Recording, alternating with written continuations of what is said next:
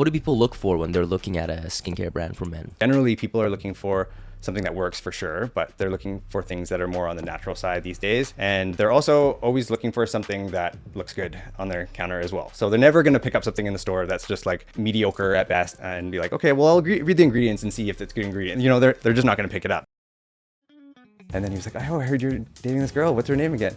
And I was like, I just froze because I was not expecting that question from him at all. I had no idea how it got back to him. And I couldn't even think of a name. Like, I didn't even remember his name at the time. I just went completely blank. And I was like, My mom has never sent me a letter ever, except for this one letter, and never since. But it was a letter that said, well, what about God? What about what you learned in school? What about why would you choose a more difficult lifestyle? I don't want you to tell your brothers, like all this kind of stuff. I'm faced with conflict or something that's unresolved. I just want to deal with it right away so I feel better. But this was just so heavy that I just couldn't deal with it. And I didn't know how to either because... Wow, what a story. Yeah. You're a man of many stories, actually. Hello, everyone. Today we have Patrick Levesque, an Instagram connection and co-founder of Masc. Hello, how are you? Good, bro. How are you? I'm good, thanks. Good to be here. Thanks for having me. Of course. Thanks for coming out and taking the time. Let's start off with this. Can you tell us a background about your life so far and what has taken you to the position that you are currently? Sure. So I grew up in northern British Columbia in Terrace. It's a small town in northern BC.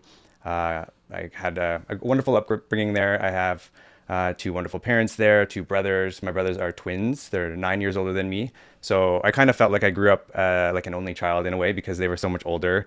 They had to share everything being twins. And then once I started getting older, I got my own new toys as well as theirs because they were done with them.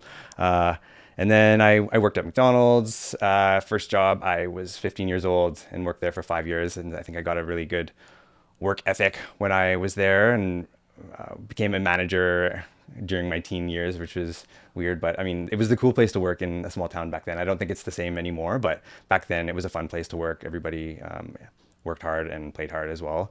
After I lived in Terrace, I studied a couple years in Terrace actually at a local college, and I was studying business. Originally, I wanted to go to acting school, but my mom deterred me from it. She didn't think that it was a very safe route to go in terms of a long-term career. So then I almost did science, and then I just decided to stick with business because business could be kind of applied to anything, or at the very least, it would be good, handy skills to have throughout my life. So I did a couple of years there, and then I finished my university degree at Royal Roads in Victoria. So that was my first time moving away from home and living on my own, except with a roommate. And that was a really cool experience. That was a really cool, intensive program with a small group of people. I would say 100 people in the program. It was actually where X-Men was filmed, the School of Mutants. So actually X-Men 2, I think, was being filmed there while we were there. So I saw some of the actors around. That was really neat. You know, moving from a small town, now I'm in somewhat of a big city, and then they're filming a movie on my campus. After I finished school there, I moved to Vancouver. Actually, but let's backtrack a little bit. While I moved away and I was in Victoria, that's when I came out to myself and slowly to friends. I met someone there, and I was going through a period of just lying to everyone around me, kind of just sort of downplaying it. The guy's name was Jamie, and so when people asked me, at a certain point, I remember being on MSN because that was how we chatted between friends who are also at university or other classmates. And they asked if I was dating someone, and I said I was dating Jamie, and they're like, tell me about her, blah, blah, blah. And so I just went with it because it could be a guy or a girl's name. So I just kind of stuck with that for a bit. But then it wasn't until I was at the gym one day, and then I ran into another friend who was a couple of years older than me from my hometown. I worked with him at McDonald's as well, but also he went to my high school. And then he was like, oh, I heard you're dating this girl. What's her name again?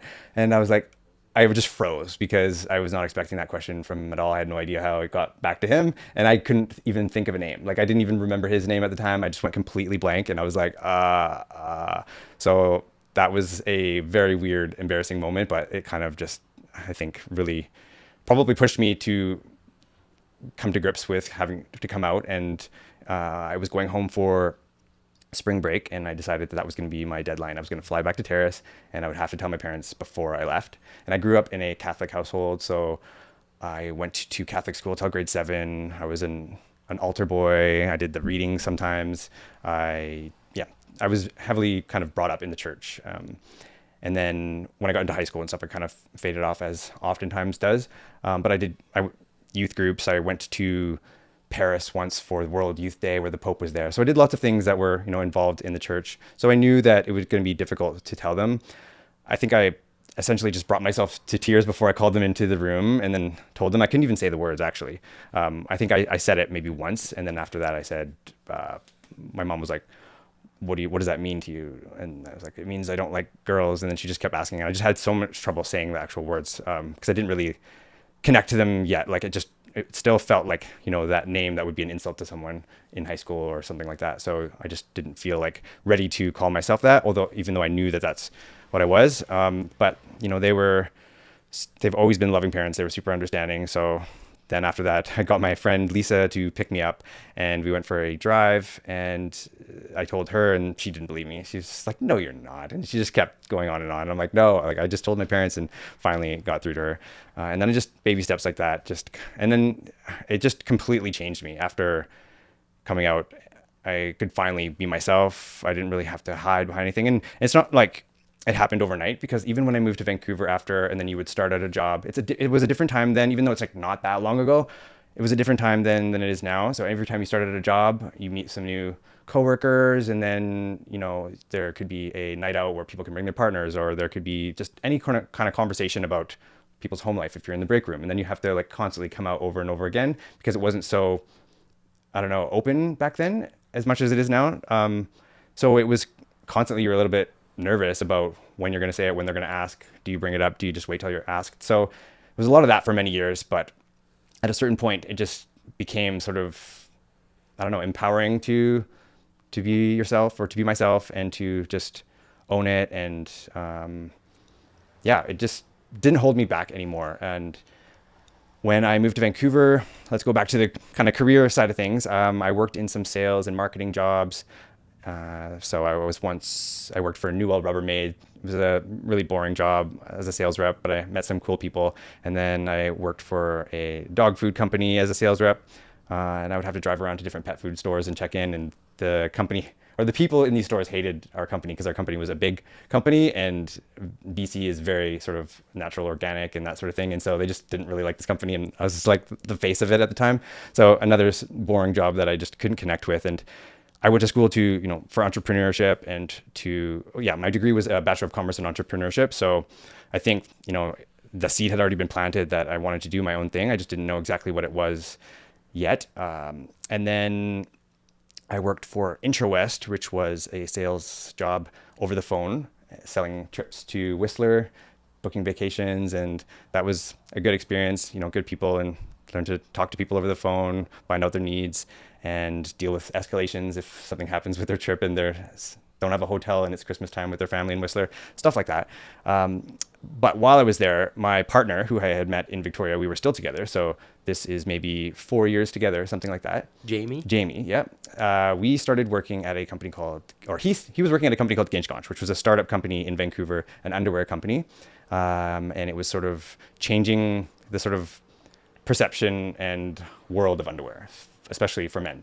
So bringing fun to underwear, colorful underwear patterns, all that kind of thing. And, they would be featured on Entertainment Tonight and things like that. And so they were getting a lot of attention. He was working there in more of the logistics side and his boss had been told by Jamie, I guess, that I was doing really well in sales at IntraWest. So he kind of recruited me and wanted me to work there as well. So I thought like it was a very exciting company. And so I decided to take him up on the offer. So I worked in sales for Ginchgonch. So I would deal with existing and new accounts at the beginning in Europe, but otherwise, it could be local stores in the US that would carry the underwear. So from bigger retailers to smaller stores and just maintaining those accounts, getting to take in new styles each collection. We went to trade shows in Vegas. It was really fun because it was a small company. There wasn't a lot of us, but I started to see what it was like to create this perception for people to see what they think is a huge company or a huge brand, but it was really just a small group of people making this stuff happen. So we kind of like knew the behind the scenes and like what was going on and how crazy it was, but it was a whole different perception from the outside. And we worked there for quite a while, and it was not going so well financially towards the end. Like, as many entrepreneurs can be a little bit more frivolous with money and that sort of thing, or just, yeah, it ended up going bankrupt, and now both Jamie and I were working at this company. The entire staff wasn't getting paid for the last 2 paychecks, I think, and so we were relying on the same money for our rent. So it was kind of an extra compromise position for us. But about a year before, I almost quit, and I had this idea of this business, Masc, which we ended up opening later. But I had it all doodled down, and I remember like sitting in the park one day, and I think sort of backwards. I think like, what it looks like and the logo and what does the store look like, rather than all the fine details and what are some taglines and that kind of thing. And it just lived in this book. But Jamie, my business partner and my partner at the time, he grew up, really into skincare. His mom he had bad skin as a kid, and so his mom would take him for facials and really getting him into skincare to try to help correct the situation. So he was really into skincare already, which then got me into skincare as well.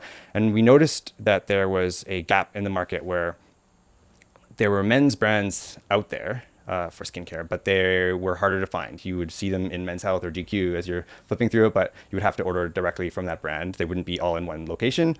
Or you could find maybe some brands in a department store, but then department stores can be sort of pushy in terms of sales, not necessarily like what kind of skin concerns are you dealing with. They're like, have a quota, and they like, you need to get this whole line, and then you'll get this free product. And then, they're not really, in our experience, they were just trying to sell us as much as they could.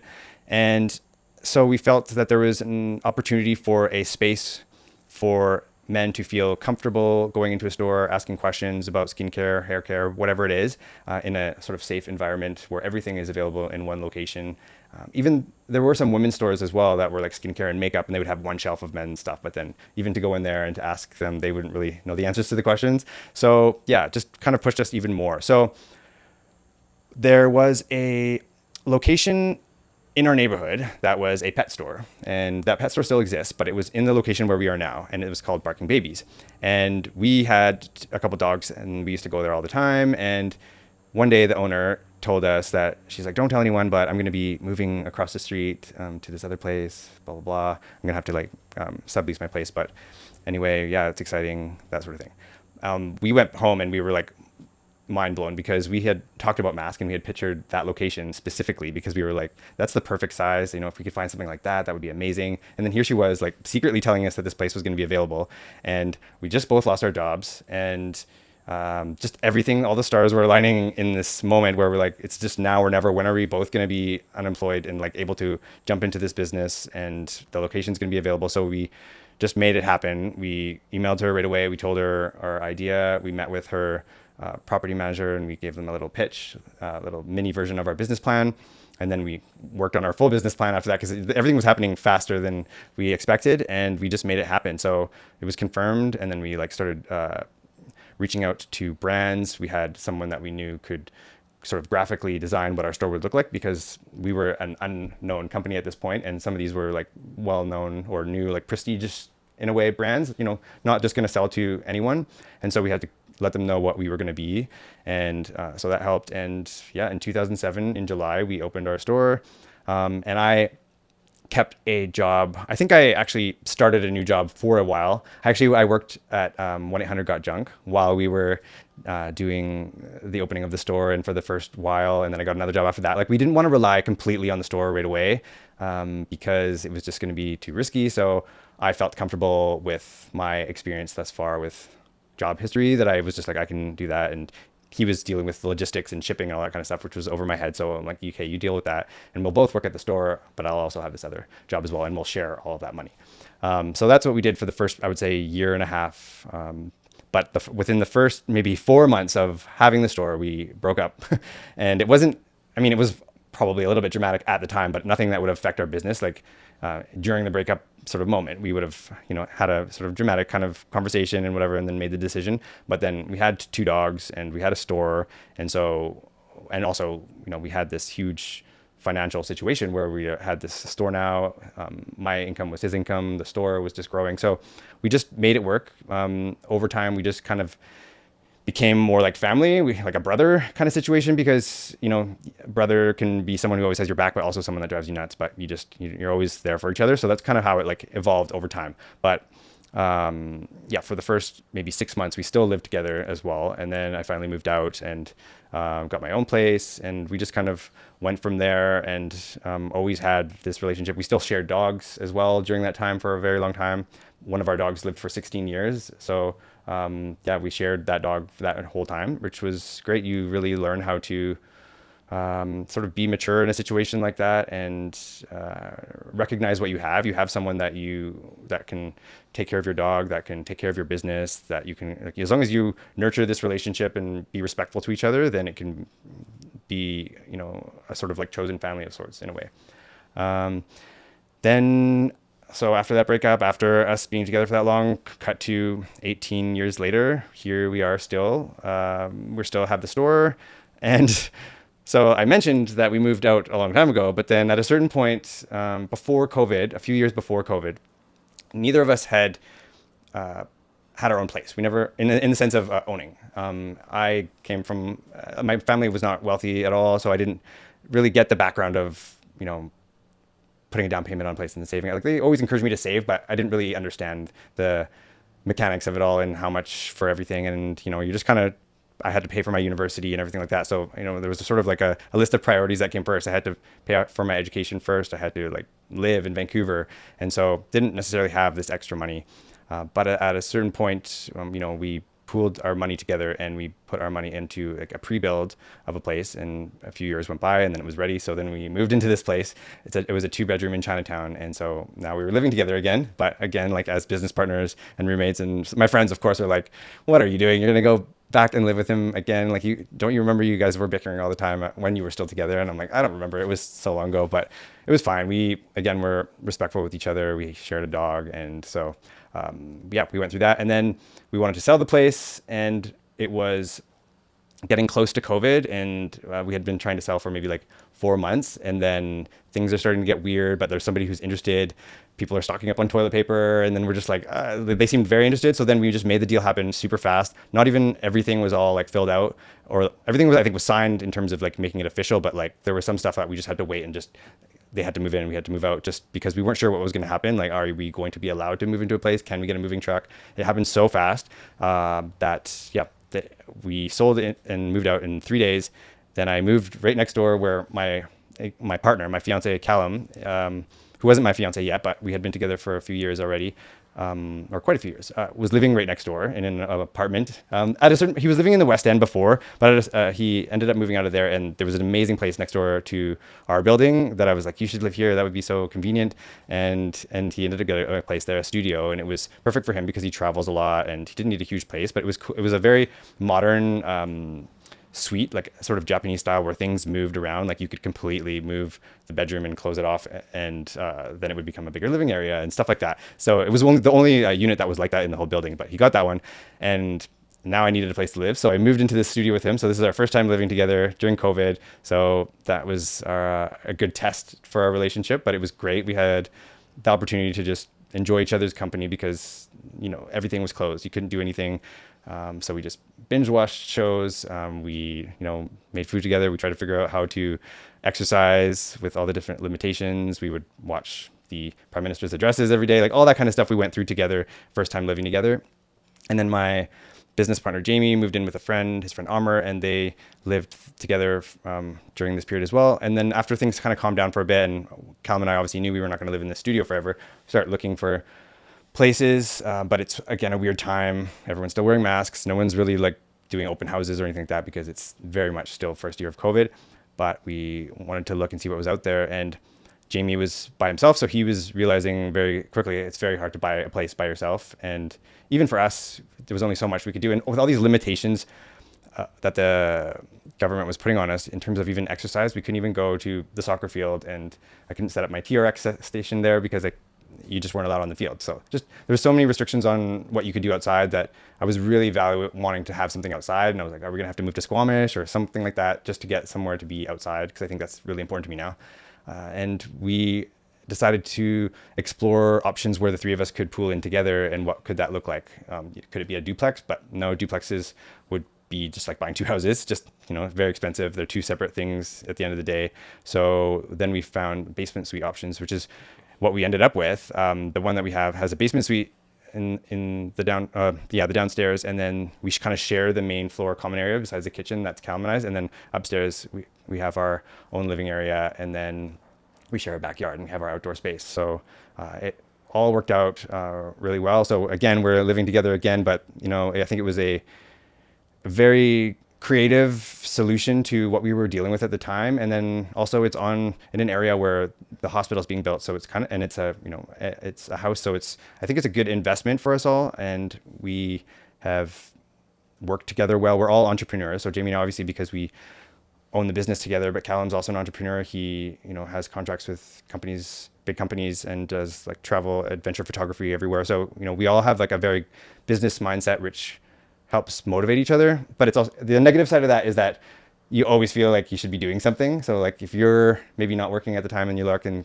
Callum's in his office and maybe Jamie's at his computer, then you're like, well, I guess I'll work too then. So you can't really rely on that kind of thing. You have to kind of set your own boundaries and say, okay, I'm going to relax now, or I'm going to do this now, because otherwise you'll just end up working forever.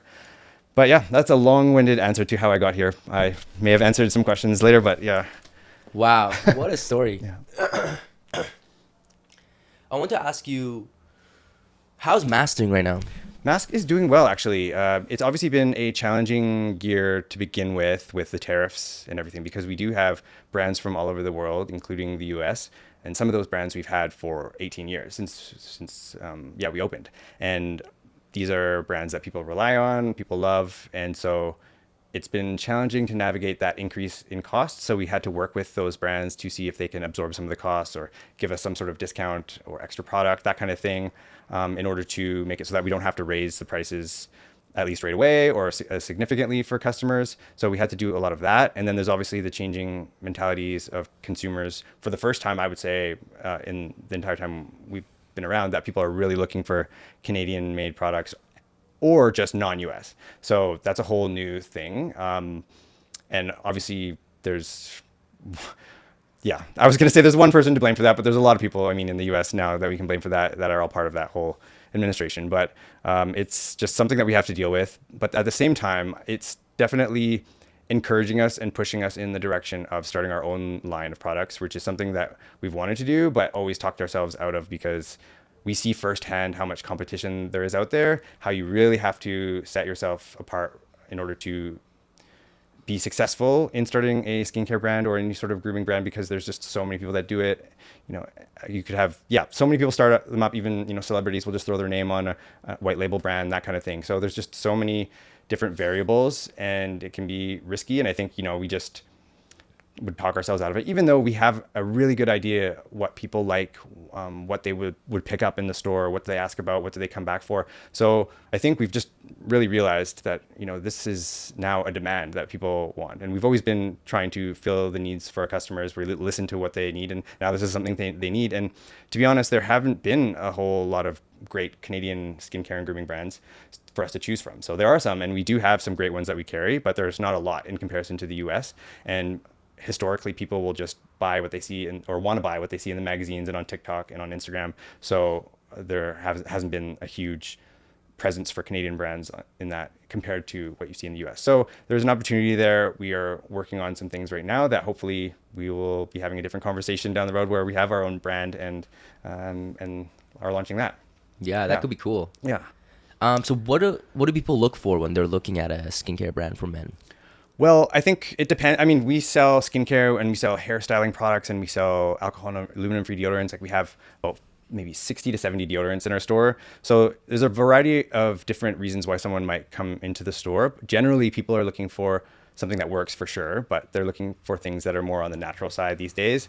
And they're also always looking for something that looks good on their counter as well. So they're never going to pick up something in the store that's just like mediocre at best and be like, okay, well, I'll read the ingredients and see if it's good ingredient. They're just not going to pick it up. So that's the sad thing. Sometimes you have someone come in and pitch you their product and like, I'll know immediately as they bring it in, but you're like, don't want to break their heart right away. But so I'll say, I'll look at it for a few days and then get back to them. And I do give them feedback, but yeah, you really do have to consider the look of the product. And but of course, at the end of the day, it will come down to how effective it is and the ingredients. And then I think it's just going to continue down that road in terms of just getting cleaner and cleaner and sustainable packaging and that kind of thing. So we want to make sure that we get that stuff right when we do it the first time.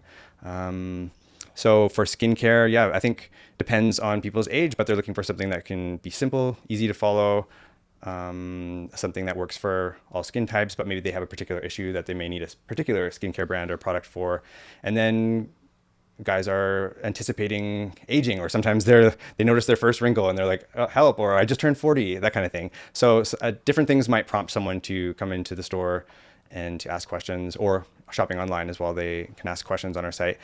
Then there's hairstyling products as well. We have a huge selection of hairstyling products. So just people expressing themselves, finding new ways to style their hair. A lot of people really, I would say, with hairstyling products and shaving and beards, like people really kind of get into that, and they'll follow YouTube channels, or they'll just like look up videos and follow influencers just to see their different style and different sort of like ways of pairing product to create a look. And so a lot of people get really into that. And then maybe as they come into getting to the hair products, then they might sort of develop into the skincare and that kind of thing as well. Then yeah, deodorants, like I mentioned, people are moving away from drugstore antiperspirants with aluminum, and they're wanting to get into cleaner deodorants, alcohol and aluminum free, something that smells good, or maybe something that's just kind of neutral smelling. And that way they can maybe choose a fragrance, which we have lots of fragrance to sort of give the impression, or give the sort of vibe that they want to give off with their fragrance. So, you can always remember someone's scent, or scent can sort of inspire what you might perceive with a person. And so it can also unlock how someone wants to feel. So something that might make someone feel happy, they might choose that scent to sort of finish their routine and get on with their day. That's another part of something that we help out with at our store. So just everything to help you feel more confident in yourself, so that you can kind of approach everything else in your life as confidently, and just kind of start your day that way, finish your day that way, and just really take care of yourself before you take on all these other things. Yeah. What's your own personal skin routine?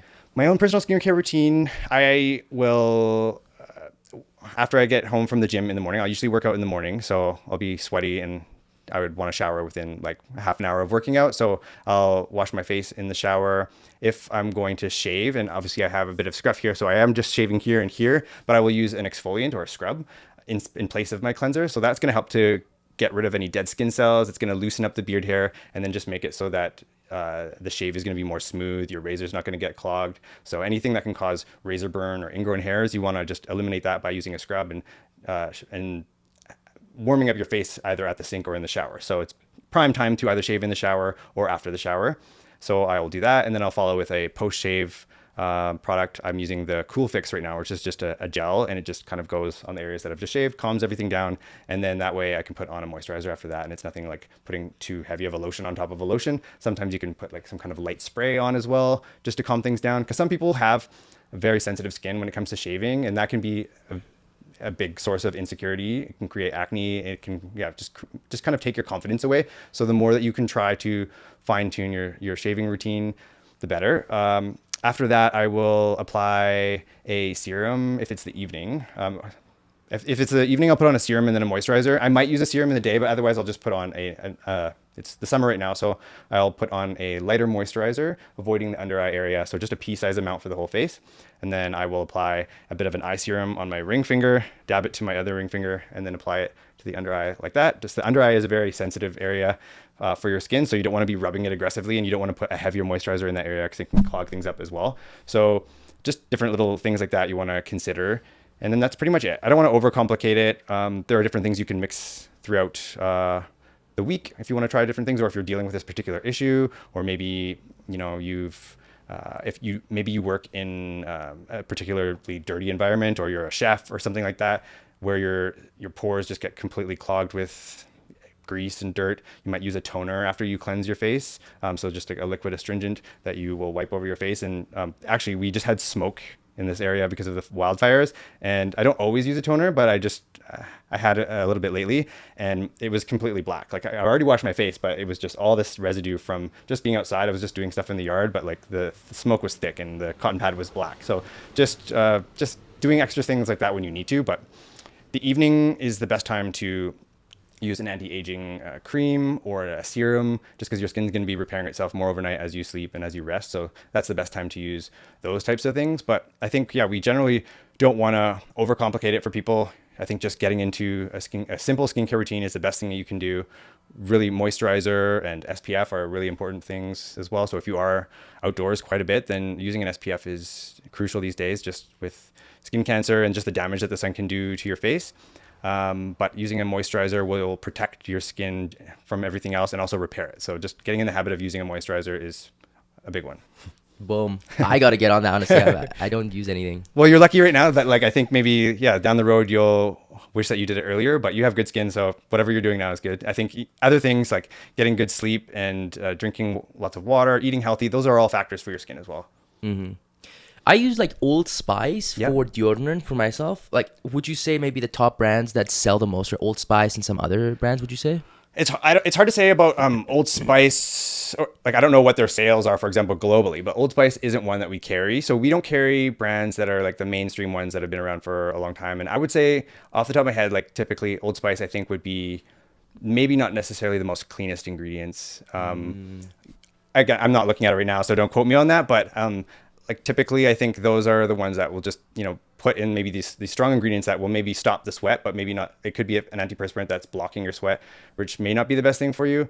And also it's just like the strong scent that makes you, feel good because you have a scent and it's blocking whatever the smell is, but maybe it's not the healthiest for you. So for us, those wouldn't really sell in our store. We have more like the alcohol and aluminum free cleaner ingredients, and there's a lot of those, but those aren't the ones maybe you'll see on the mainstream or in the drugstore or on commercials. Like they're not the ones that are like with these big brands. They're more like smaller brands that are doing it in a cleaner way. And those are the ones that we sell a lot of, and that's what people are asking for.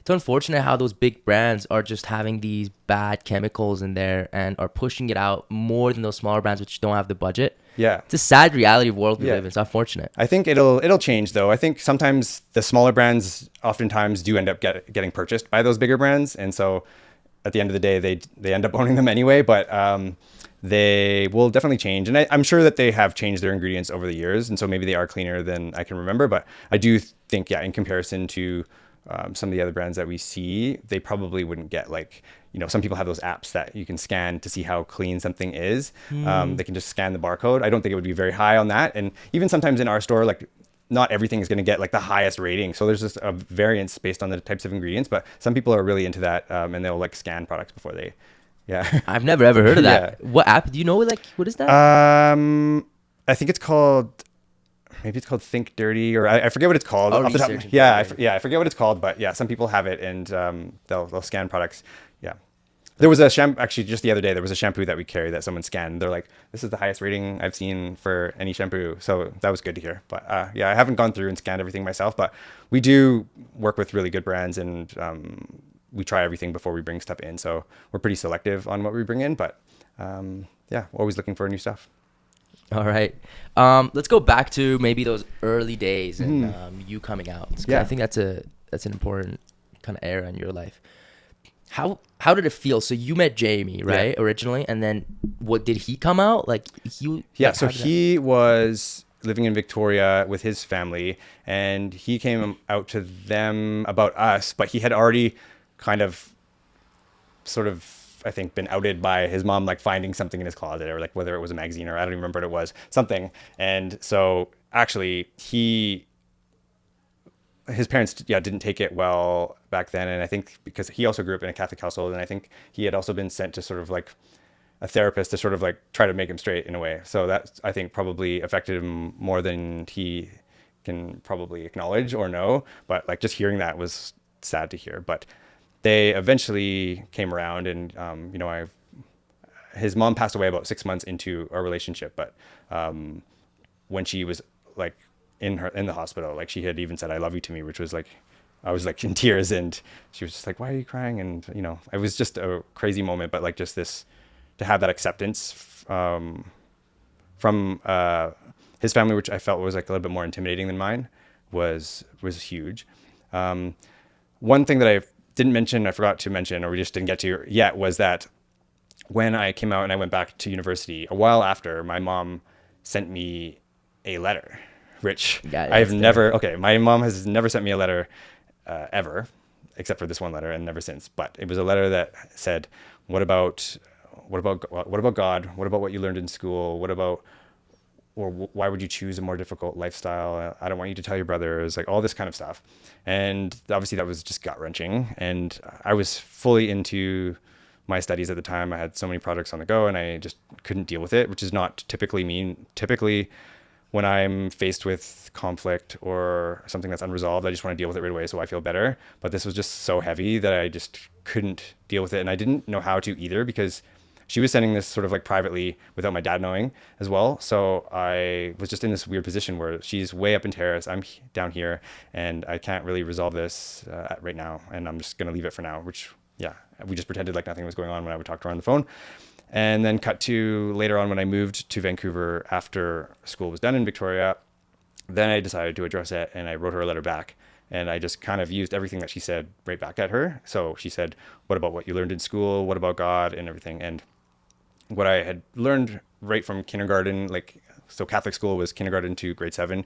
Like the most important thing you learn is God loves you the way you are. God made you the way you are. So I was just so confident in what I was saying. Like, you just, when you come out and you know who you are as the root of a person, you know that you did not happen to become this way because of circumstance. You just are this way, and it is who you are at your truest self. Then I know that this is the way God made me, and that God would never make me this way and be like, don't be that way. Like, then that's why people would kill themselves. You know, that's why there's suicide rates, because people hate themselves so much from, I mean, there are many reasons why there could be suicides, but like this being one of them.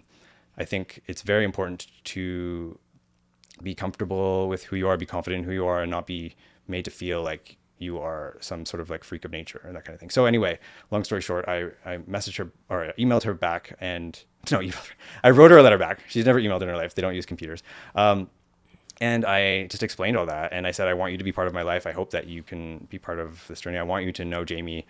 And I just let that sit. And just over time, she just changed. And I remember my brother telling me, because eventually they knew as well, and they were totally fine. My brother sent me a separate letter because he had found out without me knowing, and just wanted to say that he's like, I love you the way you are. Like, I don't want you to be afraid to tell me, kind of thing. So that was really nice. But my other brother had said that he was at home with my mom, and there happened to be some talk show on TV, and it was, I think, when there was more salacious talk shows, and so-and-so sleeping with so-and-so, something like that. And my mom happened to be there, and my brother was there, and she didn't know that my brother knew yet, but she said something like, well, as long as they love each other, something like that. And my brother was just like, she would have never said that before, but like all of a sudden she's saying something like compassionate about this like gay couple that was on TV. And so he knew that she knew, or that she had like changed. And that was just the first sort of sign. And then, yeah, just over the years, like, she loves Callum. Callum's my partner now, and she just loves him. They have this bond that I've never seen her with any of the partners I've had in the past. And he'll tell me stories that I have never heard that my mom's told him. So it's really beautiful to see. There was a time when my dad was here for some health issues, and I would have to take him to the hospital and things like that. And Callum would just be at home with my mom, and he would like make her a plate of different snacks, and they'd be outside just like talking and just like bonding. And it's just really, really cool to see. And yeah, That's awesome. yeah, It's awesome. Happy to hear. There's another thing that you haven't mentioned, which is your adoption. So yeah. let's get into that whole Sure. story. So a long time ago, like I said, I was born in Terrace, but my birth certificate was Saskatoon, and never really thought anything of it as I was a kid for a while, until we started talking about birth certificates, I think in grade 3 for whatever reason. And kids are just talking amongst themselves, and I say that mine says Saskatoon, and they're just like, what? Why? And I'm like, I don't know. I think they must have been traveling. I don't know. That was the first sort of like sign that I was like, something's different. And then I think I've always been like sort of sensitive, empath kind of situation. And I was sort of sensitive to asking this question to my parents, and I kind of didn't want to like, I don't know, shock them or make them uncomfortable. So I kind of gave my mom an out already at like grade 3, 10 years old or whatever. And I'm just like, was it because you were traveling? And then she's like, yeah, we were traveling. And like, I just could tell like it was sort of like brushed over. And I was like, okay, just left it, but it kind of stuck with me. And around the same time, a girl in my class kind of spread a rumor around the class, and the church and the school, they're all the same thing. Like, it's a small town. Everyone knows everyone. And she said that her mom had said that she remembered my mom coming to church one day with a baby, but not being pregnant before. And so she's like, yeah, you were adopted. And I was like, what? No, I'm not. And so I just kind of like left it again because I didn't want to create a stir. And also I didn't want to like get people in trouble in my school or like people's parents. And so I just left it.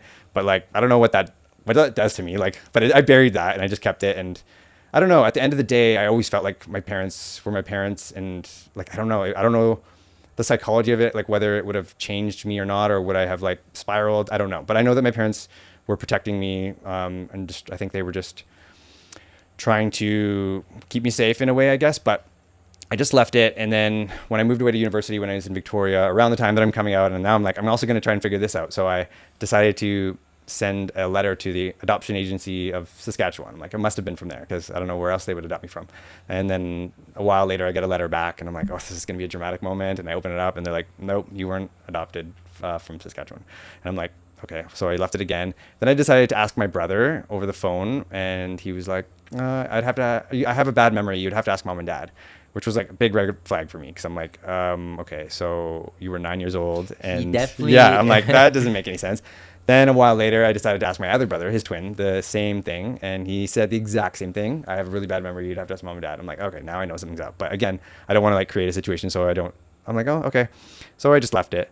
And I feel like there's a few other things that I'm forgetting, but like there's other sort of things that just made me like, yeah, I think being born in Saskatchewan when we have no family there, no reason to be there whatsoever, no connections there was obviously a huge one as well. And I also didn't have like a big birth certificate. And I remember kids saying that they had a big one. I only had this little one, which didn't have like parents' names on it or anything like that. So I was kind of like, I don't have the one that you guys are talking about. And so cut to, yeah, I'm 30 and my dad was down in Vancouver visiting for his birthday. And I had it in my mind that I'm like, I'm going to ask him this time because I think already at that point, I'm like, parents are getting older. I don't want to like have lingering questions. And I want to ask them even just about their lives when we're younger and things like that. You just start to think about them getting older and you don't have regrets. And so I started asking questions about that, but not about the adoption stuff. He ended up like bursting into tears at a certain point during this conversation. We weren't even really, I think, at that topic at all, like anywhere near it, but he just broke down and said, I'm not your real dad. And then I was like, okay. And then he's like, and mom's not your real mom.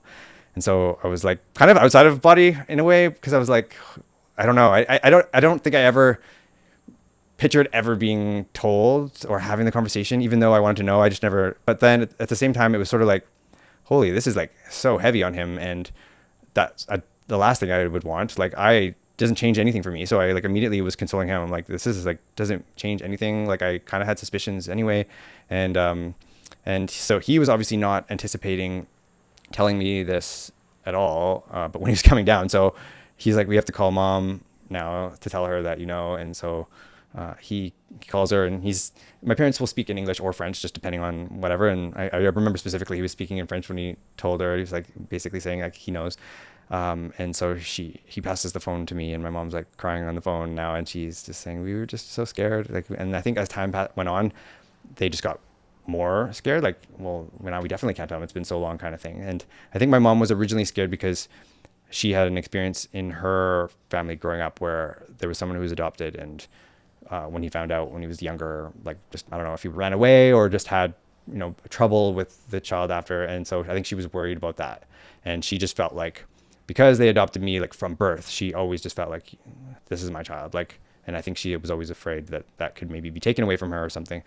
And so, yeah, but then she was really, I think, adamant about coming to visit me now because my dad and I were having this experience, and normally they'll always travel together, but this just happened to be like a birthday present for him. And so then my mom came down on her own at next.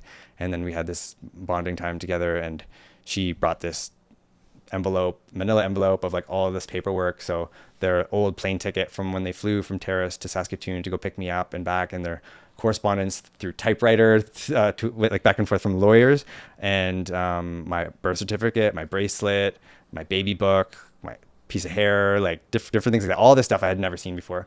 And so she was just going through that with me, and it was just a beautiful experience with my mom. And yeah, and then at that time still, for a few years later even, I didn't even try to search for my birth mom. Like I knew of her name because I had the birth certificate, but it was also a very common last name. And I did initially search a little bit, and I was just like, well, it can't be like the first few people that I find right away. It's not going to be that easy. So I also was not confident enough about calling up a random person and being like, I think you're my mom, kind of thing. So I just thought I would wait until I don't know. I don't know what I was waiting for, but I think I would just know when I was going to do it. And then at that time I was with someone else, like I was dating someone for like about 3 years. And then when that ended a few years later, and then it becomes the time of like, okay, you're focusing on yourself. And like very shortly after that, I was like, I'm going to start focusing on this, like out of nowhere. And Let's figure this out. Yeah, let's figure this out. And like, as soon as I put some time into it, like it was either one night or 2 nights, and I figured it out. Like I was up late by myself. I was looking on Facebook and I had her name. And so I was looking up her name, and I knew that my dad had also told me that she had 2 boys and a girl before me. So she was a single mom. And then this was just like, she just couldn't have another, like it was not going to be the best situation. She got in contact with the priest at the church, and who then put them in contact with my parents, because she never had direct contact with my parents. It was just through this priest. And they knew that my parents were looking to adopt, but they had been waiting and waiting and waiting. And then just kind of like out of nowhere, she's like in this situation, and my parents wanted to adopt. And so they said yes right away. And so that's how that happened. And I forget where I was in the story. You found her on Facebook. Oh yeah. So I found her on Facebook, and yeah, I knew that she had 2 boys and a girl. And so I'm like, okay, maybe I just had that in the back of my mind. So I started looking online as well, just on Google, and I put in her name. And then I found this obituary notice, or like posting, where I didn't even know that this was a thing, but like, you know, if when someone passed away, sometimes there's like an online obituary. So people who are not present at the funeral there or wherever, they could leave their condolences online. And so I found her name, and she had left her condolences with 2 boys' names and a girl's name as well. So I'm like, maybe these are their names. So I took those names, and I'm like, they're maybe more likely to be active on Facebook.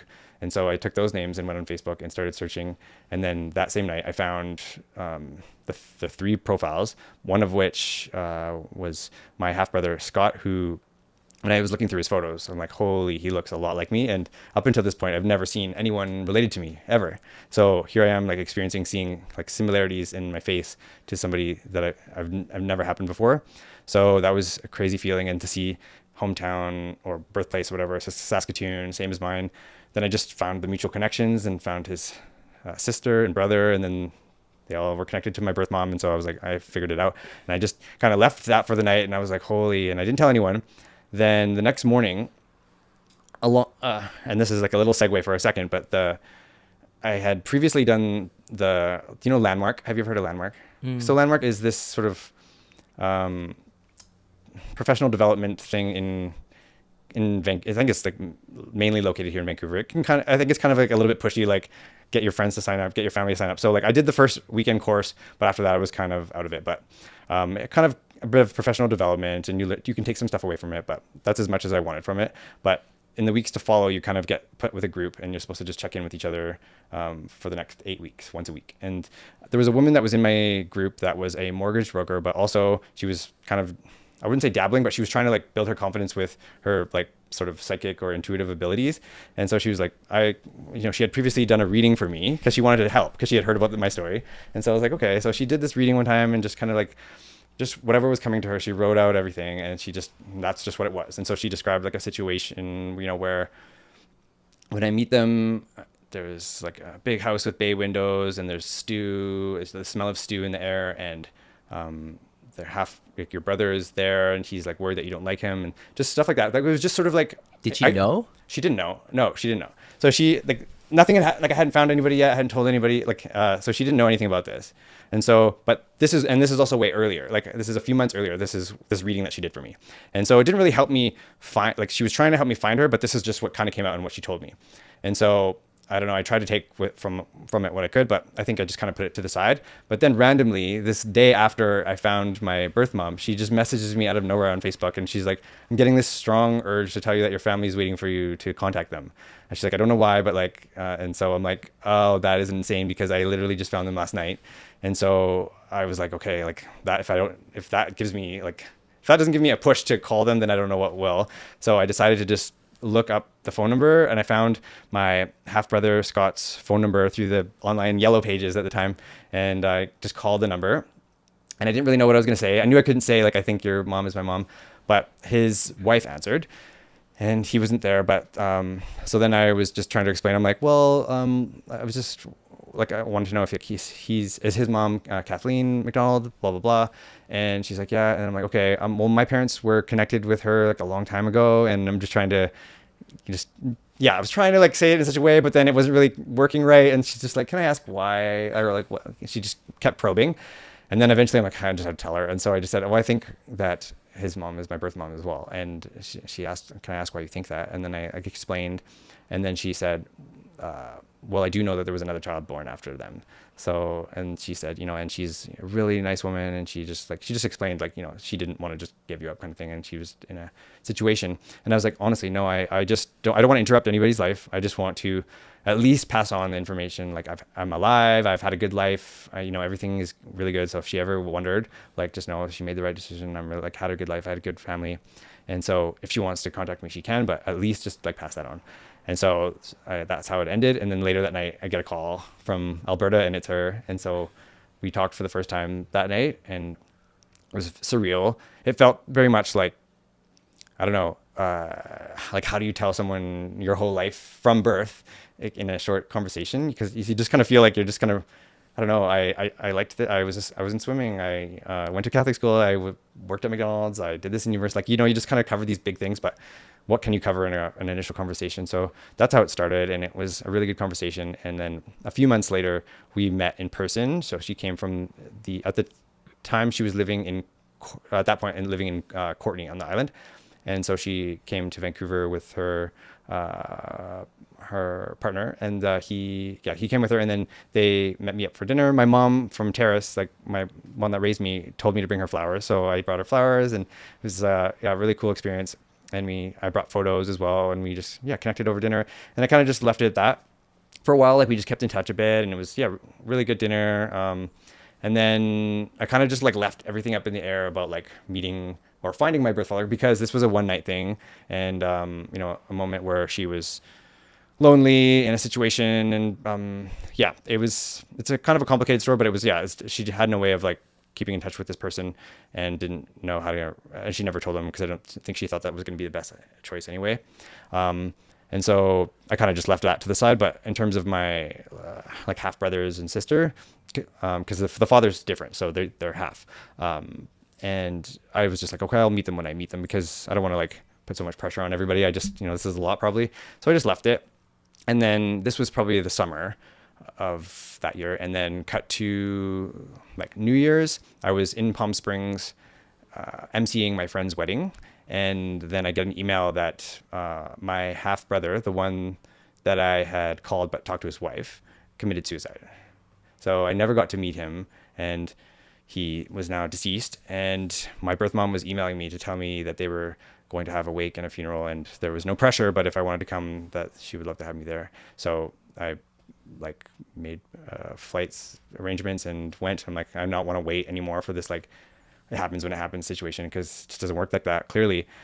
So I went and I got picked up by a couple cousins that I had never met at the airport in Calgary. And interestingly enough, at the time, we haven't even talked about this. It's a whole other thing, but with another friend of mine, I had this this blog called Homerati, and it was sort of like a gay infotainment site. So we talked about movies, TV, just sort of like gay rights, because gay marriage was like always a topic around that time. Just anything that came to our mind, our own personal lives, that kind of thing.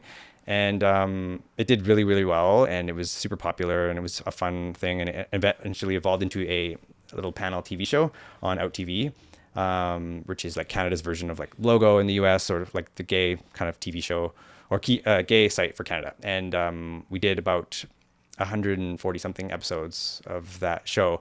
But my cousins, or one of the cousins, had already heard about me by this point, and so she had already like found the show and had already been watching me, and was already like looking at my Instagram and stuff. So I didn't even know that, but on the drive she was like talking about the show and stuff, and which was really cool, and we connected really, really quickly. So that was really fun, a good start to the trip. And then we get to where we're going and where I'll be staying, which is like at an aunt's and uncle's place. And then we walk into a house with these big bay windows. We walk in, and there's a stew being made, and you can smell the stew. And my half brother's there, and he had an accident when he was younger, and he suffered brain damage from it, and he has schizophrenia. And so he has a caretaker with him all the time. And he was super self-conscious that I wouldn't like him, or that he just, yeah, was very self-conscious and was like going outside with his caretaker and like talking to her about it and stuff like that. And I was just, I don't even remember if it like hit me then that that was exactly the story that she was telling me, but, or if it was later, but I was just like, wow, this is exactly what she was explaining. And then throughout the whole, like maybe 4 or 5 days I was there, met the rest of this huge family, because she's got like many brothers and sisters, and I have so many cousins, and they're all really amazing and welcoming. And some of them didn't know I existed until then. And so like, it was obviously a very sad time, but then they also like, it was weird, I think, going to the wake, especially the first time I was seeing a lot of the people, because like I said, I could see myself in this, this brother, like I could recognize the genetics. And so I think they could too, when I'm like walking around this wake. And so it was probably very surreal for them too, but it was just really, yeah, a very surreal, cool experience. But I think I felt like I kind of stepped into this role of like just being there for them, you know. Of course I'm going through this and like meeting these people but like, what a crazy time to be meeting all these people when like they just are hurting from this tragedy, and especially my birth mom. And so like, I even into the funeral, like walked her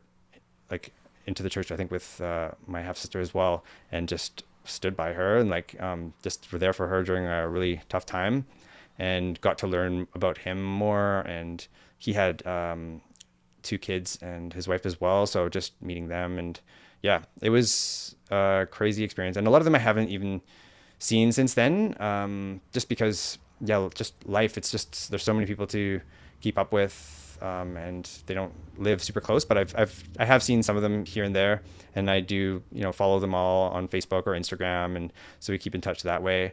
And then another segue, just, yeah, cut to years later, about 5 years ago now, I have always had this Ancestry DNA and this 23andMe account, just to kind of like, well, if I find my birth father, it's going to be this way.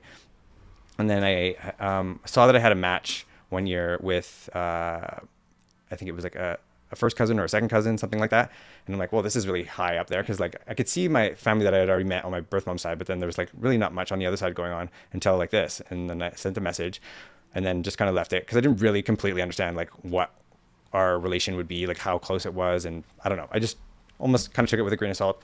And then cut to a year later, then I get a response back, because she just wasn't checking it like very often, because she probably wasn't expecting anything of it. She wasn't really looking for anyone.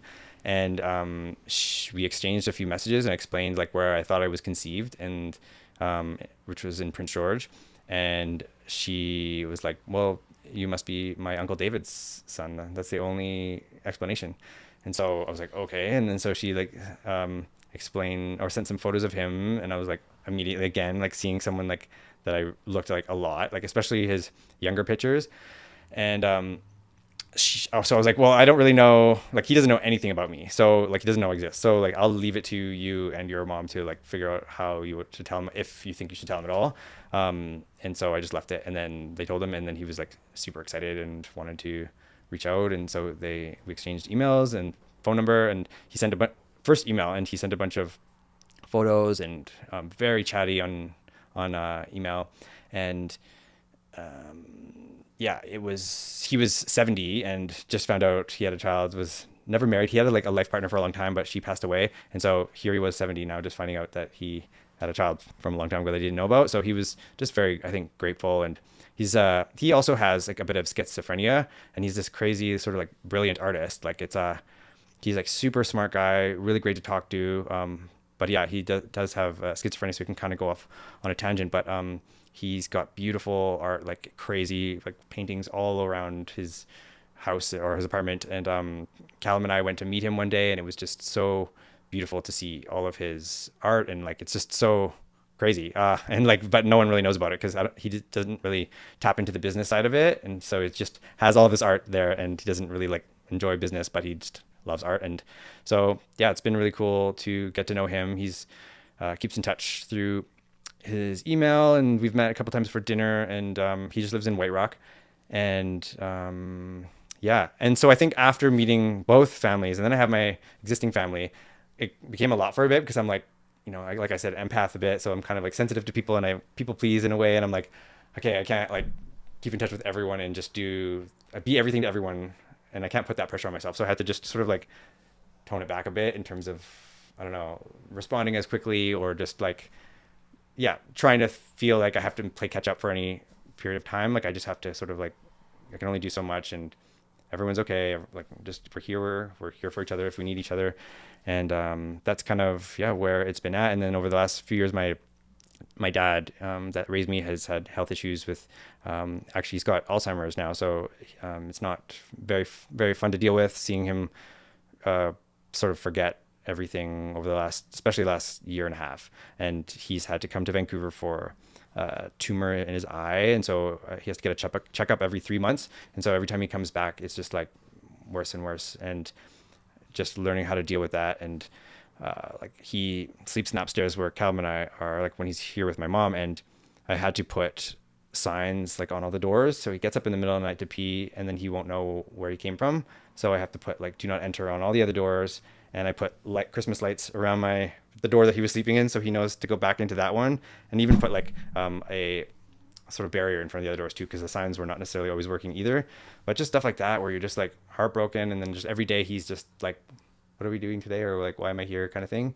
And so yeah, that's been really hard to deal with. But at the same time, like, I don't know, there's not anything we can do, but I am grateful that I get to spend time with him and that we had all those conversations before, and that even though he's here for health issues, at least I get to be there for him in this way. And it's good teamwork with my brother that lives in Terrace. He's with them all the time. And then when they come here, I take care of everything here with like all their hospital visits and stuff like that. So yeah, so a lot of stuff to deal with in my immediate family that I can't be everything to everybody, but this is the priority right now. Yeah. Wow, what a story. Yeah. You're a man of many stories, actually. When I sit down and think about it, then it's like, but I also think everybody has lots of stories. Like I'm so fascinated by, I mean, yeah, whenever you get to know someone and you just hear about their path in life, there are many interesting stories in everyone's life. So I have that interesting adoption story, but there are many stories like that. And a lot of other people have dealt with other hardships in their life or overcame incredible things. So I think the more that we have these sort of platforms like this, and the more we talk about stuff, then the more we realize like how similar we are and how amazing everybody is. 100%, brother. You mentioned that psychic lady friend that you have. Mm-hmm. So do you believe in the magic and in their abilities now, or like the whole genre? I don't think it's like magic, but there's something. Like I don't know specifically what I believe in. I know that there's more to everything than we know. Definitely, I believe there are some psychic abilities, and there was some other stuff that she said that wasn't like bang on and whatever, but I don't think that sort of gift is probably the easiest to sort of like conquer or like understand maybe at times. But that was very specific, some of the stuff that she said. And that's not even the only time that kind of situations has happened. There was another time where before I was on Out TV, I was just, I knew, someone reached out to me in the community and asked if they would be in the audience for this like famous psychic that was in town. They were going to be doing a taping here. And one of those ones that there's an audience and she's like, just does a reading, and she like, it just randomly comes to specific people. And I was like, yeah, sure. And I didn't have anyone that passed away that was immediate in my life at all. And so I was like, yeah, I'll go. And I went. And then like it went on right away. And she was just like immediately getting like a J and a B in this area. And then she was like saying other very specific things. And then I'm like, wait a minute. Like she was talking about Jamie's mom who had just passed away. Like everything was very specific to that. And like, I was, like I said, not expecting anything. I didn't have like a family member that had died or anything like that, but Jamie's mom had passed away. And then once I realized like she kept saying more and more things that were just like, and I was just like, well, and then I said, well, why I thought it was me. And basically it was Jamie's mom coming through to pass on that, like, I think she was wanting their family there was a divide going on in the family. So since she passed away, the dad moved on quickly and was remarried within 6 months. And I was at the wedding and everything. And like the kids were like emotional at the time, like they were just not ready. But I think that's what she wanted. She wanted her dad to be, or she wanted her husband to be taken care of. And like, I think she almost like, wanted to set it up before she passed away because she knew she was going to pass away. And she was just really sad to see this divide happening in the family where the mom had held the whole family together, which often happens, the one that, you know, creates all the family gatherings and just keeps in touch with everyone.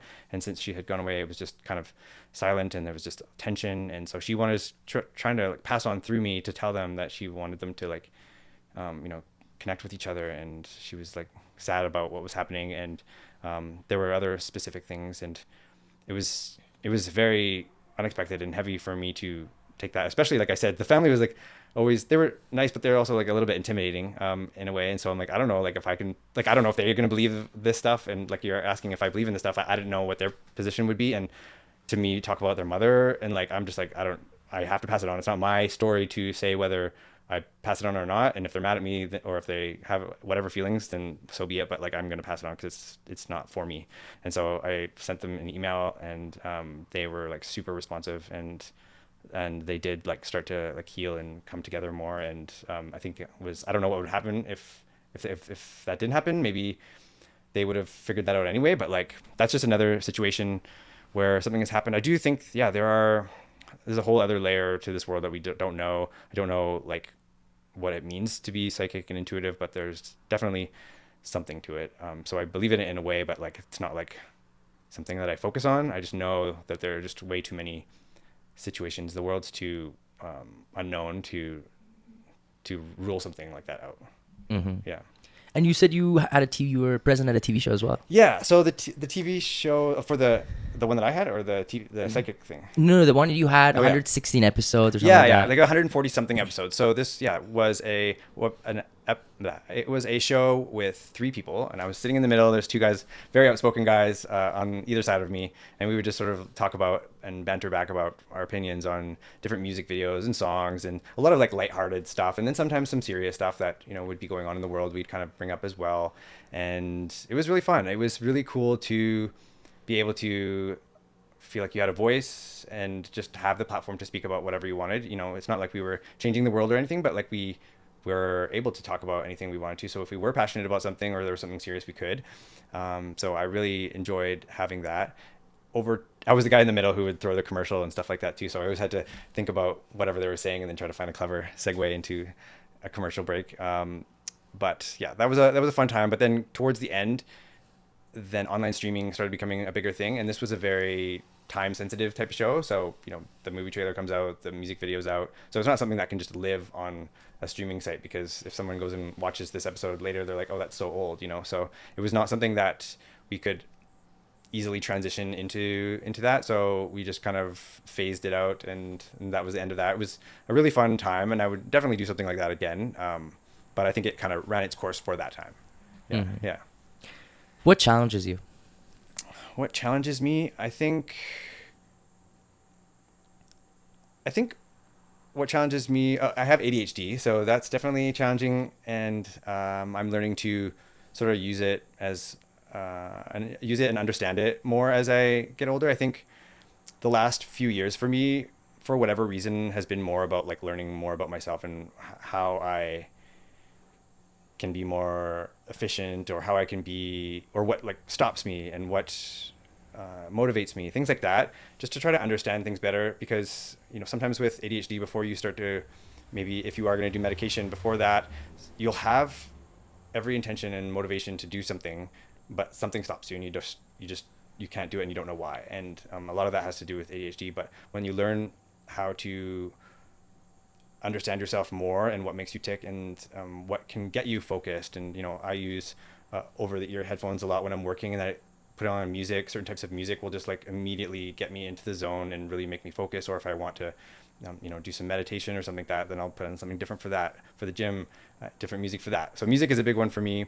I think another challenge I've felt in the last couple of years was just feeling like I have to be productive and do something at all times. And so now I'm really re-evaluating my life, and giving myself the permission to relax, or go out in the backyard and do some gardening. And, you know, I'm not at the computer, but like, it's not the end of the world. Like, I'm a human being. I can only do so much. And I think after a certain while, over the last several years, with the exception of the last little bit, I always felt this pressure. And I think, like I was saying, when we all live in that same house, maybe you just feel like you have to work all the time. And when you're an entrepreneur, there's no like 9 to 5, you're just always on. And so you have to really learn that, I don't know, skill of giving yourself the permission to switch off and to do something else and to take breaks, because otherwise you can just go on and on and on, and you burn out, and then you're so hard on yourself because you're like, I'm a failure, I'm not accomplishing everything that I've set out to do. But then sometimes I sit back and I'm like, you're insane, you're balancing all of this stuff and you think that that's normal. Like, you just got to slow it down. And then you think about, life isn't about doing as much as you can, because what are you trying to do at the end of the day? Like, you can die tomorrow. And so it's really important to incorporate things that you enjoy every day in your life. So whether that is cuddling with my dogs or going outside in the garden and like, just I'm not a gardener or anything, but I'm learning, and I'm just like doing stuff, and being in nature definitely makes you feel completely different. Or just making sure that you make yourself have the time for some exercise every day. Just giving yourself the permission to take care of yourself, to give yourself rest, to make sure that you stay healthy. That's a big thing. And I think that's, at a certain point, I lost sight of that, and I was really hard on myself. And now I'm kind of getting refocused with that again. And I think it's really important. And lastly, what are the top 3 advices you've ever received in your life? Good question. It's very cliche, but I think it's sometimes those ones that you have heard for years and years, and it isn't until you get older that you're like, okay, those are actually, more pertinent and real than you think. So I think, off the top of my head, I don't have them like specifically like exactly what the words are, but like, following your passion, like doing what you love, I think is very important. So if you feel like you should be an accountant or whatever because your mom told you to be an accountant and that would be a nice steady job, but you actually hate it, like, trust your intuition and trust your gut that is not going to make you happy. Like, you're going to spend most of your time at your job, and if you hate your life, like, that's not the right path. So really try to get to know yourself sooner than later.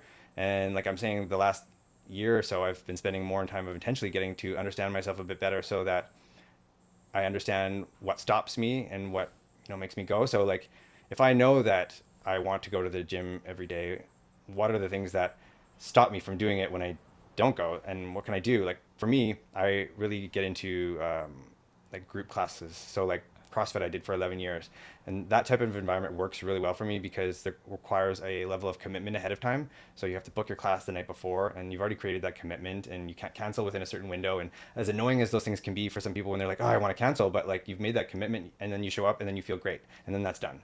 And so things like that if you know yourself well enough, and you know that if you have that commitment, you'll go, then just do stuff like that. Learn that about yourself. I think just believe in yourself. Probably the most cliche thing to say in terms of advice, but a lot of times you will compare yourself to other people, and especially with Instagram and TikTok and everything these days, all you do is see these other people, and they're showing the best versions of their lives, and they look like experts in everything, and makes you think like, oh, well, I couldn't do that, or well, they're already doing it, or they're the expert, and you just second guess yourself. But I think until you spend that time to understand what you want to do and really look at your life, then maybe you're not going to do the same thing as them, and you wouldn't do it the same way, but you would do something your own way, which would be unique to you, and that would be right for you. And so, you just can't compare yourself to other people. You got to really get to know yourself, believe in yourself, and then just kind of take steps. I think maybe the third one would just be just taking action. Sometimes you do the action and then everything else follows. So, you're in a rut and you're, feeling bad about yourself for whatever reason, but just taking the action, whether it is just to go outside for some fresh air. You just got to get up from the couch and just get outside for some fresh air. Don't worry about anything else. Just take that first step, and then that's it. Or if it's just, like I said, music does a big thing for me. So having a miserable day, that music is miserable for you, or music is good for you, and you're feeling miserable, just put those headphones on and push play. And like, you may think that it's not going to work because you're just in such a bad mood, or you're feeling really bad, but like, just take that step, take the action. Or if you want to do a certain job, or you want to create a certain business, just take that first step. Don't think of it all big picture, break it down into sort of like micro tasks. Okay, I'm not going to create the whole business today, but I'm going to do this one thing today, and then create those little micro tasks of making yourself feel better by knowing you've accomplished these little things. You don't necessarily have to accomplish the big picture, but you can have these little things and have this big goal, and then just kind of see your progress go along. But all of that is just action. So the more that you can tap into yourself and take that action, that's going to help you with so many things. Even in CrossFit, this isn't specifically action related, but in something like CrossFit or any sort of like group class mentality, you also learn how to push yourself that little bit further than you think you can. So in a lot of those classes and a lot of different workouts, there are times where you think you'd quit, and then you just keep going further than you thought you could go, and that you would have if you were just doing it on your own. So I don't know, you just learn to tap into somewhere mentally that it's kind of like a muscle that you learn to use, and that can be tapped into for taking action for something too. Like, that you don't want to do it, but you can just do this one step and then just see what happens. Patrick, it was amazing speaking to you. Thank you. Yeah, you as well. Appreciate it. I wish you all the best in your future endeavors. Thank you so much. You as well. Thank you guys for watching. We'll see you next time.